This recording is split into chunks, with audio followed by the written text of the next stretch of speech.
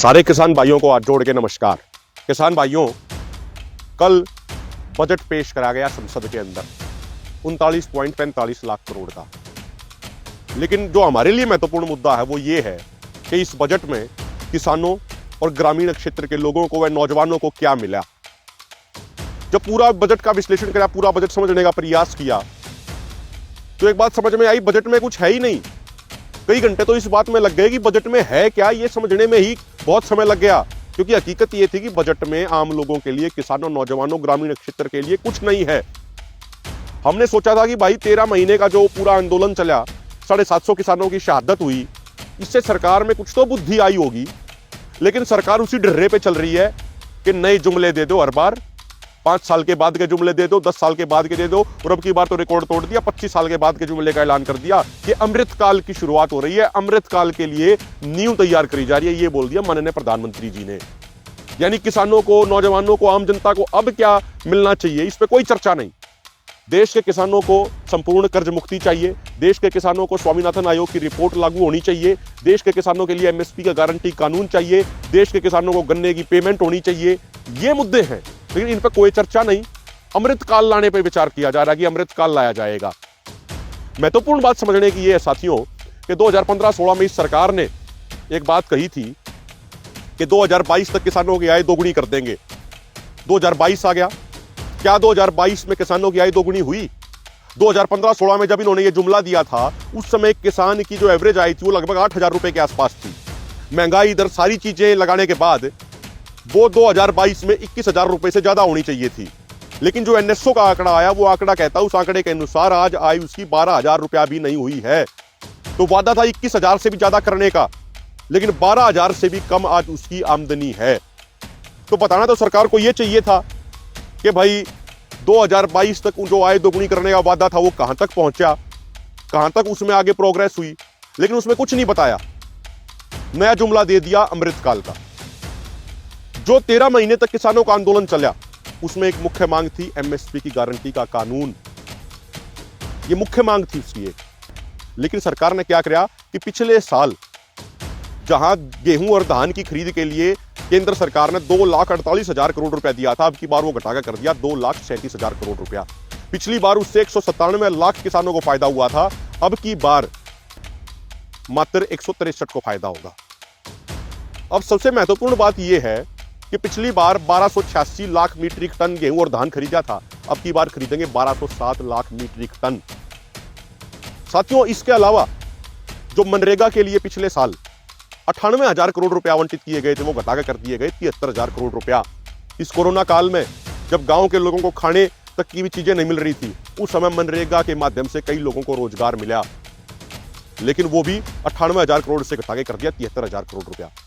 जो खाद की सब्सिडी मिलती है वो 1,40,000 करोड़ रुपए से घटाकर कर दी 1,05,000 करोड़ रुपया, 25% घटा दी। खाने के लिए फूड सब्सिडी जो मिलती है वो 2,86,000 करोड़ से घटा के 2,06,000 करोड़ कर दी। यानी जो पीडीएस के माध्यम से गरीब लोगों को जो अनाज मिलता था, उसके लिए जो सब्सिडी दी जाती थी वो 2,86,000 करोड़ की घट के 2,06,000 करोड़ आ गई, 27% की उसमें गिरावट ला दी। दूसरी बात साथियों, देश के किसानों को एमएसपी देने के लिए इन्होंने 2018 में एक योजना शुरू की थी जिसका नाम था पीएम आशा योजना, प्रधानमंत्री आय संरक्षण अभियान। उसके लिए 2018 में इन्होंने 1,500 करोड़ रुपए जारी किए थे। अगले साल 500 करोड़, उससे अगले साल 400 करोड़, उससे अगले साल अब की बार मात्र 1 करोड़ रुपए जारी किया। पीएम आशा योजना ये कहती थी कि भाई किसी भी किसान की कोई फसल यदि एमएसपी से नीचे बिकेगी तो एमएसपी और जो रेट उसको मिला उसमें जो डिफरेंस होगा, जो उसमें फर्क होगा, जो उसमें गैप होगा, वो सरकार देगी। ये थी पीएम आशा योजना। लेकिन कितना बड़ा और कितना भद्दा मजाक है कि उसके लिए मात्र 1 करोड़ रुपया आवंटित किया गया, सिर्फ 1 करोड़ रुपया। सबसे महत्वपूर्ण बात, मार्केट इंटरवेंशन स्कीम के लिए पिछले साल 3,596 करोड़ रुपए खर्च हुए थे, अब की बार उसका आवंटन मात्र 1,500 करोड़ रुपए है, वो भी कम कर दिया गया। तो कुल मिला के किसानों के लिए कुछ नहीं है, ग्रामीण क्षेत्र के लिए कुछ नहीं है, नौजवानों के लिए कुछ नहीं है, सिर्फ और सिर्फ कॉर्पोरेट लोगों के लिए इस बजट में है। सरकार ने कहा कि भाई केन बेतवा लिंक प्रोजेक्ट के माध्यम से बुंदेलखंड को पानी दिया जाएगा, उसके लिए 44,000 करोड़ रुपया आवंटित कर दिया, अच्छी बात है, लेकिन वो कितने साल में पूरा होगा? इस समय किसानों को चाहिए एमएसपी, लेकिन उस पर कोई बात नहीं। 25 साल में इस चीज को पूरा करेंगे। अब 25 साल में किसको क्या याद रहेगा भाई? सब लोग भूल जाएंगे, 25 साल में किसी को याद ही नहीं रहेगी वो चीज। यही सरकार की आदत है, हर बार नए जुमले दे दो, पुराने जुमले का क्या हुआ, वो कहां तक पूरे हुए कहां तक पूरे नहीं हुए, इसका कोई हिसाब आज तक इन्होंने दिया नहीं। देश के किसान की मांग ये है कि भाई पिछले 17 सालों में जो उचित एमएसपी ना मिलने के कारण, जिस एमएसपी का वादा केंद्र सरकारों ने किया उसके कारण, उसको मिलने के ना कारण किसानों को 45 लाख करोड़ का नुकसान हुआ। टोटल किसानों पे कर्ज मात्र 10 से 12 लाख करोड़ रुपया, एग्रो बेस्ड इंडस्ट्रीज का कर्ज छोड़ दिया जाए तो अगर कर्ज भी हटा दो तो भी 35 लाख करोड़ रुपया सरकारों की तरफ बकाया है। तो 35 लाख करोड़ देने चाहिए, इस पर कोई चर्चा नहीं करेगा, नए जुमले दे दिए। एक इस सरकार का बड़ा मशहूर फेमस जुमला है, वो ये है कि भाई हर बार ये नेचुरल फार्मिंग, हर बार ये जीरो बजट फार्मिंग, हर बार ये केमिकल फ्री फार्मिंग की बात करते हैं, कहते हैं कि उससे भविष्य बदल देंगे। अच्छी बात है, नेचुरल फार्मिंग होनी चाहिए, केमिकल फ्री फार्मिंग होनी चाहिए, लेकिन सरकार हमें दो बात बता दे। पहली बात तो ये, केमिकल फ्री फार्मिंग के लिए सरकार क्या कर रही है, सिर्फ भाषण देने के अलावा सरकार क्या कर रही है बजट में घोषणा करने के अलावा। दूसरी बात ये, बहुत सारे पेस्टिसाइड, बहुत सारे केमिकल जो यूरोपियन देशों में बैन है, भारत सरकार उनको यहां बैन क्यों नहीं कर रही, जो सेहत के लिए भी खतरनाक है, जो खेती के लिए, जो जमीन के लिए भी खतरनाक है।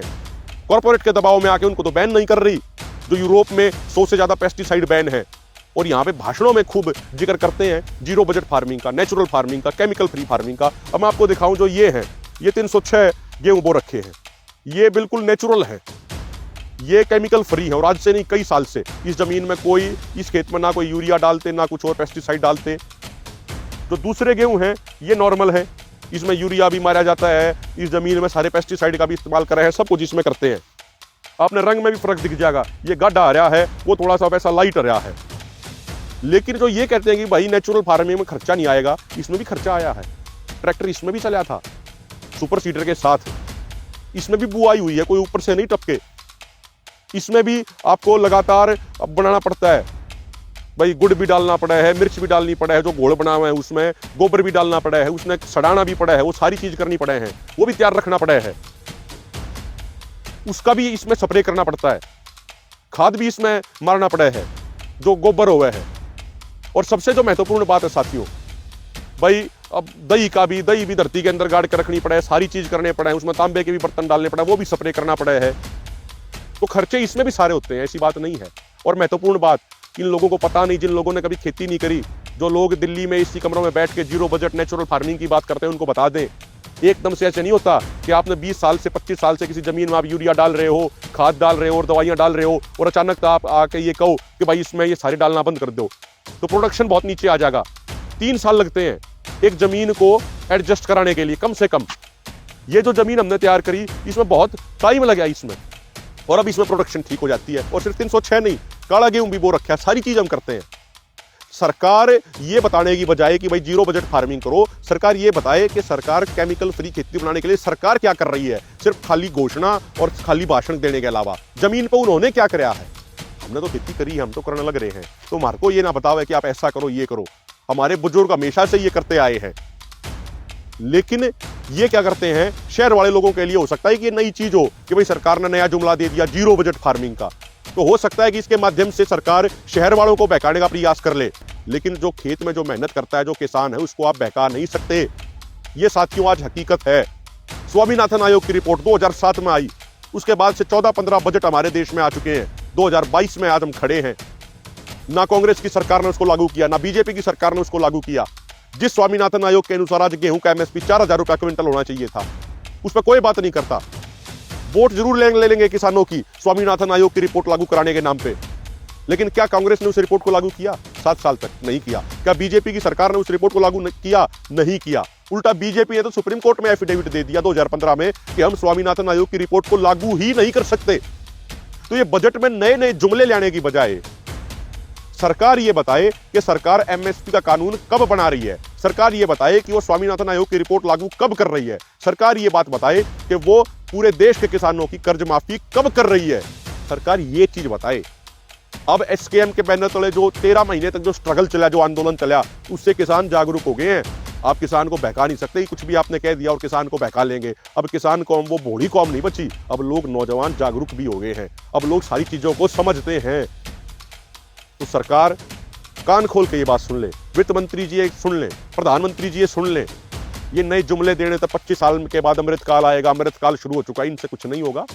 आप काम कीजिए, जमीन पे लोगों को सुविधाएं दीजिए, उससे बात बनेगी, सिर्फ भाषणों से नहीं बनेगी। आपसे हाथ जोड़ के अंत में निवेदन है तमाम साथियों से कि साथियों, इस वीडियो को जागरूकता फैलाने के लिए अधिक से अधिक शेयर करें व्हाट्सएप ग्रुप में, फेसबुक ग्रुप में। और हम ये चीज समझ ले, जागरूकता ही किसी आंदोलन को लड़ने की पहली सीढ़ी है। जब आप जागरूक हो जाओगे, उसी के बाद आप स्वामीनाथन आयोग की रिपोर्ट के लिए आंदोलन लड़ोगे, उसी के बाद आप कर्ज मुक्ति के लिए आंदोलन लड़ोगे, उसी के बाद आप एमएसपी गारंटी कानून के लिए आंदोलन लड़ोगे।